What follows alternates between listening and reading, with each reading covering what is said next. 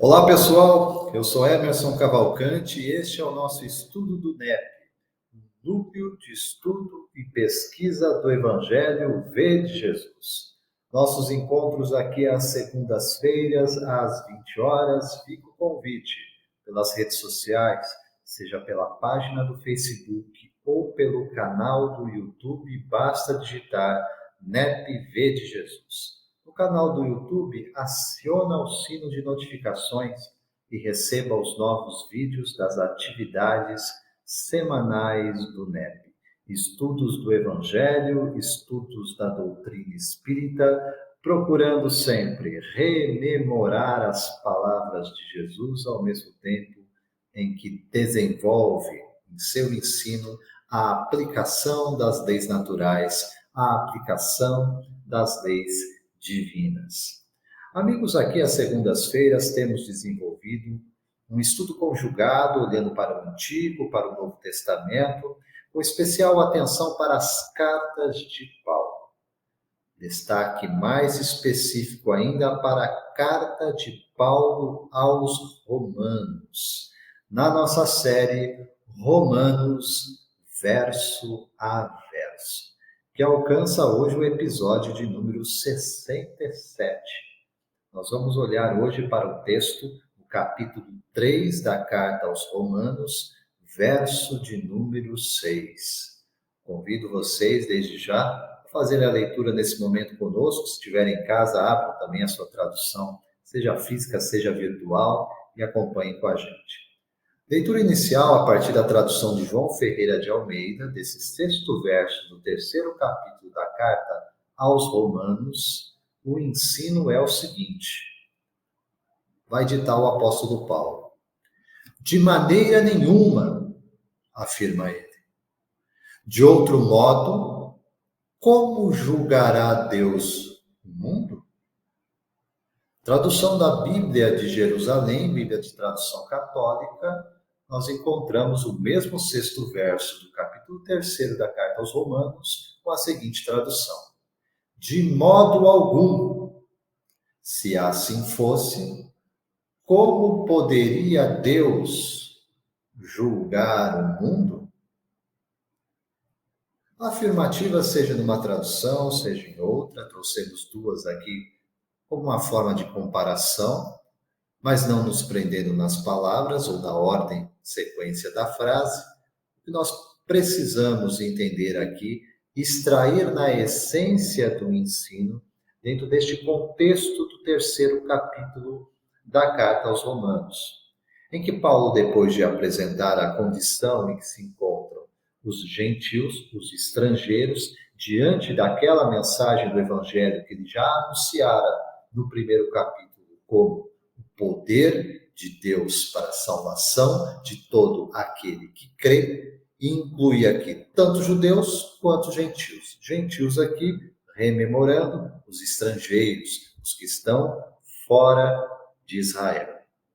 Apresenta logo depois, tratando a respeito desse ensino na carta aos Romanos, a condição dos gentios diante de Deus, como eles, tal qual os judeus, e os judeus, da mesma forma, da mesma maneira que os estrangeiros, nos encontramos todos na mesma condição. Somos uma grande comunidade de espíritos imperfeitos e afastados voluntariamente de Deus. Fomos rebeldes diante dessa lei. Podemos, sim, repetir este mesmo padrão de comportamento e padrão de mentalidade na presente existência. E é por isso que, sem exceção, absolutamente todos nós, independente de etnia, independente de onde quer que nos encontremos neste mundo, precisamos, necessitamos, é urgente que a mensagem da Boa Nova adentre os nossos corações e promova renovação da nossa mente. Esta é a mensagem central. Mas aqui no capítulo 3, nessa sequência, em que Paulo está voltando a sua conversa com os judeus de forma mais específica, depois de analisar a condição dos gentios, Ele está aqui, então, olhando para estas condições aparentemente diferentes por ambiente cultural. Lembremos, a época de Paulo, ainda, olhando para a totalidade do mundo, apenas Israel mantinha uma tradição religiosa monoteísta no seu culto público. O que significa isso? Apenas Israel, de forma direta, clara, na forma de adoração a Deus, se voltava a um único Deus. Somente Israel. Os demais povos, as demais nações cultuavam muitos deuses, na falsa ideia do paganismo, na falsa ideia de muitos deuses, que caracterizavam muito daquilo que são os comportamentos humanos. Deuses egoístas, deuses vaidosos, deuses orgulhosos, mas que acreditavam eles, dentro da sua busca pelo sagrado, legítima, diante da lei de adoração, de que estavam fazendo o correto, o certo. Adoravam segundo as tradições dos seus antepassados e se submetiam a fórmulas, a ritos totalmente opostos à vontade do verdadeiro Deus. Esse Deus que se revela intencionalmente primeiro a Israel, para que dali se espalhasse, se divulgasse, através de uma experiência viva, esta relação com Deus único, com Deus verdadeiro. E por isso se autonomeia o Deus de Israel, não porque é só de Israel, mas que a partir de Israel, a partir da descendência de Abraão, como ele próprio prometera, haveria uma descendência, uma posteridade espiritual ligada a um único ser que viria sobre a terra, viver essa experiência única de ser portador, representante da vontade expressa de Deus sobre a terra. Em Abraão, na promessa de uma descendência, já se encontra, então, a vinda de Jesus junto da comunidade humana expressa. A promessa deste Filho de Deus que viria até nós nos ensinar exatamente a nos relacionarmos com Deus, com o próximo e conosco. O 6º verso desse 3º capítulo da carta aos Romanos é uma sequência daquilo que vimos na última semana, do verso de número 5. Por isso, convém retomarmos aqui um pouco antes. 5º verso, então, Paulo está fazendo, como vimos no nosso estudo anterior, uma reflexão através de perguntas retóricas. Paulo questiona: e se a nossa injustiça for causa da justiça de Deus, que diremos? Porventura, será Deus injusto, trazendo ira sobre nós? E Paulo afirma que diz isso como um homem, fazendo uma reflexão lógica. Posso julgar Deus pelo fato de que ele aplica a sua justiça, a causa da sua justiça é a nossa injustiça? Para reafirmar a nossa condição de transgressores diante da lei. Lembrando, a lei é boa, ela é santa, ela é agradável aos olhos de Deus, porque é a expressão do seu pensamento.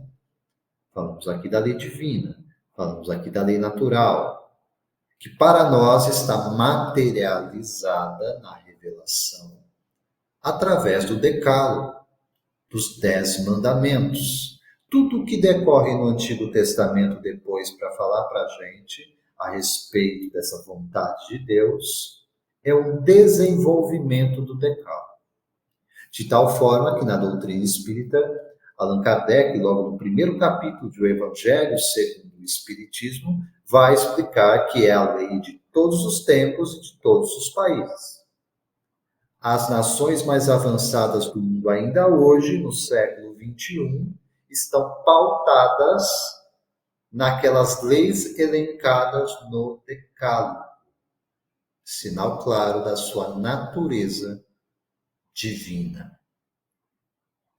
Portanto, quando Paulo faz essa reflexão, questionando para responder, de que se a causa da justiça de Deus é a aplicação para a corrigenda das nossas transgressões, das injustiças que cometemos pela nossa falta de observância da divina lei, pergunta: é justo ou injusto?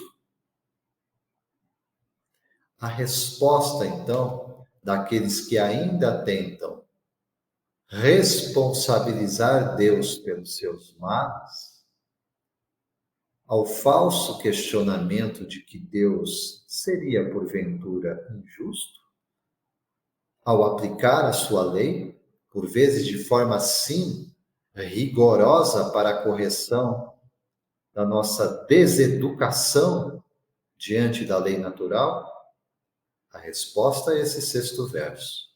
Por isso afirma Paulo, de maneira nenhuma. Na tradução da Bíblia de Jerusalém, de modo algum. E questiona novamente. De outro modo, ou na tradução que vimos também, se assim fosse, como julgará Deus o mundo? Como poderia Deus julgar o mundo se ele não fizesse essa distinção? Se é da natureza humana, e somos criaturas de Deus, ele assim quis, se é da natureza humana discernir as coisas, está certo ou está errado? É por este caminho ou é por outro? Essa aferição de valores naquilo que falamos, naquilo que fazemos, é desejável. Não é o mal em si. O problema tem sido o nosso abuso com relação a isso, com a pouca atenção que damos a nós mesmos e a muita atenção que damos com relação ao outro. Com relação ao outro, eu sou severo. Com relação ao outro, eu tenho a devida atenção para os pormenores da lei, que eu posso saber, decoro, que eu posso explicar em palavras com fluência, mas que isso nada adianta se a lei que eu conheço por informação não formar em mim uma nova maneira de ser. Se ela não move dentro de mim a necessidade de mudança de mente, de novo padrão de comportamento, de uma outra mentalidade diante da vida, eu sou apenas e tão somente um julgador da vida alheia, com pouquíssima atenção para a minha. E se assim tem sido, precisamos corrigir a rota. Por quê? Porque tudo que há, tanto no céu quanto na terra, está submetido a uma inteligência suprema. E a esta inteligência suprema não enganamos. Ele tudo sabe, ele tudo conhece. Onisciente, onipotente. Não depende de nós para absolutamente nada. Por isso é Senhor soberano.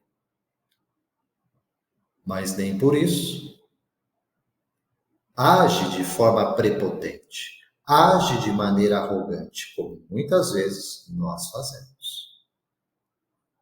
É um Deus, sim, amoroso. É, sim, um Deus gracioso. É, sim, um Deus que acolhe. É, sim, um Deus que ama. Mas não é menos verdade que é um Deus que não abre mão da justiça. É um Deus justo. É um Deus que não acomoda aquilo que vai em oposição à sua própria lei. E é com este olhar, portanto, que recebemos a pergunta de Paulo como afirmativa. Ora, de modo algum seria Deus injusto por aplicar a sua lei diante da nossa injustiça. De outra forma, questiona para que entendamos. De que maneira Deus julgaria o mundo? Há aqueles que ainda ficam a questionar. Mas julgar é pesado, né? Julgar é difícil.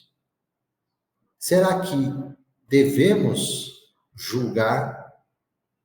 Volto à questão do discernimento. Julgar é discernir. Julgar é aplicar à própria consciência uma distinção que aprendemos dentro de nós, naquela consciência em que estão escritas as divinas leis, mas também fora de nós. Quando eu observo ao meu redor, aqueles que vivem ou não de acordo com esta lei. Se vivem de acordo com esta lei ou se esforçam neste caminho, são exemplos, são referenciais. Mas se assim não acontece, sabemos que a imensa maioria dos espíritos em prova e em expiação sobre a terra ainda se mantêm afastados da divina lei. Se assim não acontece, não são referenciais, não são exemplos. Eu não devo seguir um caminho que não serve a mim, que não corresponde aos meus princípios, que não corresponde aos meus valores. E com isso não há negociação. Não há negociação. Ou agradamos a Deus ou agradamos aos homens. Não dá para servir dois senhores. Assim ensinou Jesus, o nosso mestre. Com olhar na obra, o Livro dos Espíritos, inicialmente, não é? A obra básica na doutrina espírita, perguntas e respostas que Kardec, o codificador, aquele que reuniu em códigos, né, o ensino da doutrina, nos traz através da explicação da equipe do Espírito de Verdade, da equipe espiritual, a nos orientar. Especial destaque aqui para a questão de número 123, tratando sobre os espíritos e a sua progressão, seu caminho de desenvolvimento. Kardec vai questionar: por que Deus tem permitido que os espíritos possam seguir o caminho do mal? Olha a pergunta. Porque Deus tem permitido que os sigam o caminho do mal? Resposta em perguntas, mas a pergunta responde ao questionamento. Como ousais pedir a Deus conta de seus atos? Pensais, poder penetrar-lhe os desígnios? As duas perguntas, nós já somos postos, como devemos estar, em nosso devido lugar. Eu sou criatura. Ele é o Criador. Ele é o Pai. Eu sou o Filho. Esta relação se dá numa pauta, sim, de amor. E é porque essa pauta ofertada por Deus é uma pauta de amor, eu sei que o amor também corrige. Eu também preciso de orientação. E que estranho é quando eu inverto o processo. E ao invés de ser questionado em minha consciência pela vontade deste Pai, eu o questiono. A pergunta de Kardec, é claro que é provocativa, no sentido de entendimento de qual que é a nossa postura diante de Deus. Eu aprendo nele e com ele, Ou eu ainda estou na posição de um questionador? Não que as perguntas não devam ser feitas, mas na ideia de discernimento corresponde, pela lógica, o entendimento de que se estamos tratando de uma inteligência suprema, tudo que pode haver de perfeito está nele. Imperfeito somos nós. Por isso a pergunta cabe como resposta: como ousais pedir a Deus conta de seus atos? Atos puros, santos e perfeitos, e os nossos não são? Pensais poder penetrar os desígnios? O que Deus quer com isto?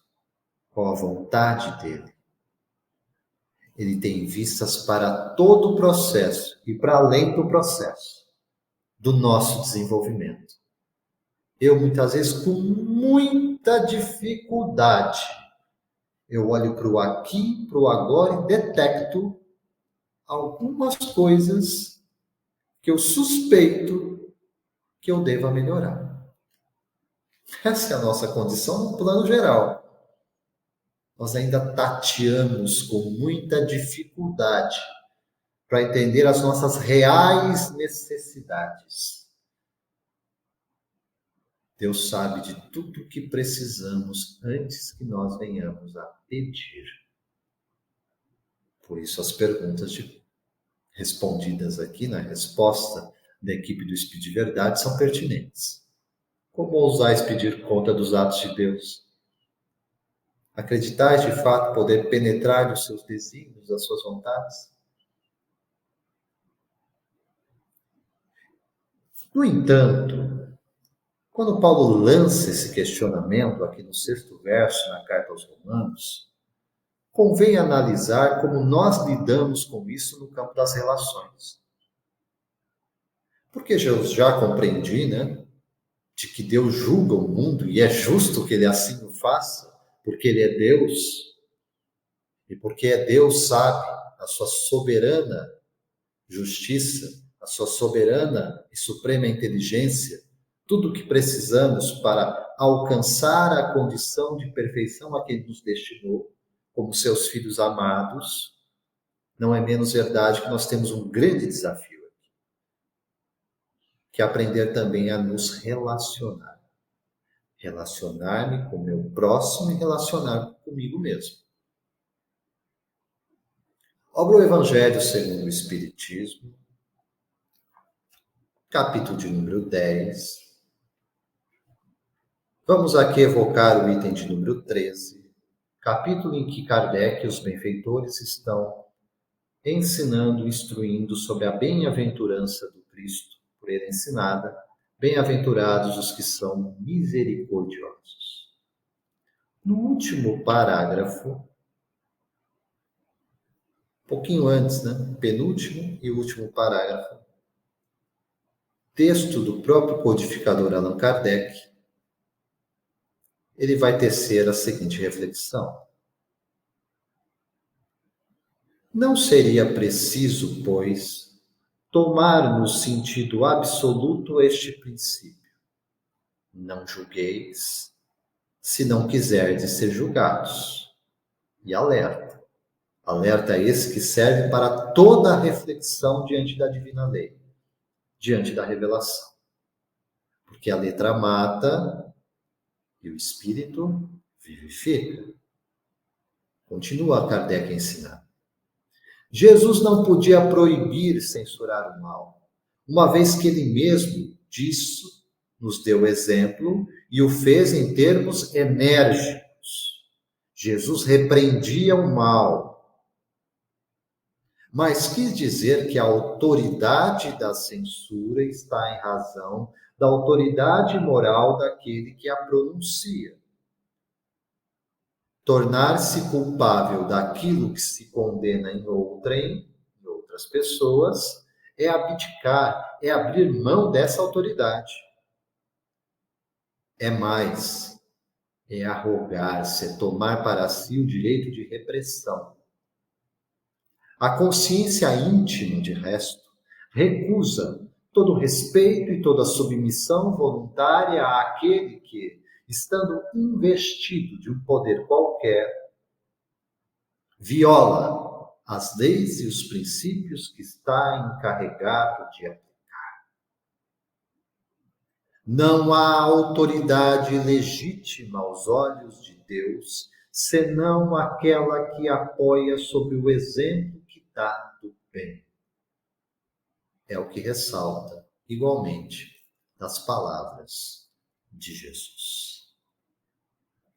Portanto, não há um impedimento ao julgamento no sentido de discernimento, mas sim da ação condenatória, especialmente quando nós não estamos comprometidos em ser diferentes daqueles a quem nós condenamos. Não devemos fazer. Mas se assim por invigilância fazemos, vem a autoquestão, a autopergunta. Sou eu diferente daquele a quem condeno? E se tenho uma condição diferente hoje, saibamos, nem sempre foi assim. Segundo o ensino da doutrina espírita sobre a multiplicidade e a diversidade das existências, a lei dos renascimentos, as reencarnações, vivemos no passado. Estamos aqui no presente e teremos um futuro. O passado, no mundo de provas e expiações, por si só denuncia qual é o nosso estágio espiritual. Estou aqui para ser provado, para ser avaliado e, ao mesmo tempo, expiar o passado culposo, em que eu fui, sim, um infrator, em que eu fui, sim, um transgressor da divina lei. Portanto, o ato de condenação aponta para nós mesmos. Discernir, sim, para aplicar na vida, para orientar, mas orientar com a autoridade daquele que está comprometido com seu desenvolvimento moral e espiritual. Que Deus nos abençoe. Que Deus abra o nosso entendimento. Que Deus ilumine a nossa mente. Que sature os nossos corações com a sua graça e com a sua misericórdia, para que tenhamos este olhar de benevolência, de tolerância e de perdão diante da vida, diante dos outros, diante de nós mesmos. Para concluir aqui algumas reflexões dentro do chamado Antigo Testamento, para vermos que o ensino de Paulo se encontra devidamente embasado na tradição da revelação divina. Gênesis capítulo 18, verso 25. Longe de ti que faças tal coisa, que mates o justo com o ímpio, que o justo seja como o ímpio, como o mau, como o homem perverso. Longe de ti seja isto. Não faria justiça o juiz de toda a terra? No livro de Jó, capítulo 8, verso 3. Porventura, perverteria Deus o direito e perverteria o Todo-Poderoso a justiça? Mais adiante, Salmos, capítulo 9, verso 8. Ele mesmo, Deus, julgará o mundo com justiça, julgará os povos com retidão. Alguns exemplos dos muitos que encontramos neste encadeamento entre a antiga lei e a nova lei. Entendendo por Antigo e Novo Testamento, na verdade, gente, dois momentos históricos profundamente interligados pela unidade da revelação divina. Não esquecendo que não se encerra aí o processo de ensino e de aprendizado. O próprio Jesus dissera: ainda tenho muitas coisas para vos dizer, no momento não podeis suportar, mas eu rogarei ao Pai. Vos enviarei o Consolador prometido. Ele tomará daquilo que é meu e transmitirá a vós. Esta é a função, a finalidade, a razão e o porquê de que o Espírito da Verdade hoje anuncia, relembra as palavras de Jesus para a nossa regeneração espiritual. Com Paulo aprendemos, sim, olhando para esse 6º verso do 3º capítulo da carta aos Romanos. Ao responder à pergunta, seria Deus injusto por julgar a nossa injustiça? De maneira nenhuma. De outro modo, como julgaria, como deve julgar Deus o mundo? Amados, essas foram as nossas reflexões em torno desse 6º verso do 3º capítulo da carta de Paulo aos Romanos, aqui na nossa série Romanos verso a verso, sempre às segundas-feiras, às 20 horas, este nosso estudo relacionando Antigo e Novo Testamento, olhando sobre a ótica, a ênfase que nos dá a doutrina espírita na sua função de consolador prometido por Jesus. Eu sou Emerson Oliveira Cavalcante e deixo aqui os meus votos, amados, de paz, luz e sabedoria. Que Deus nos abençoe hoje e sempre. Até a próxima. Até breve.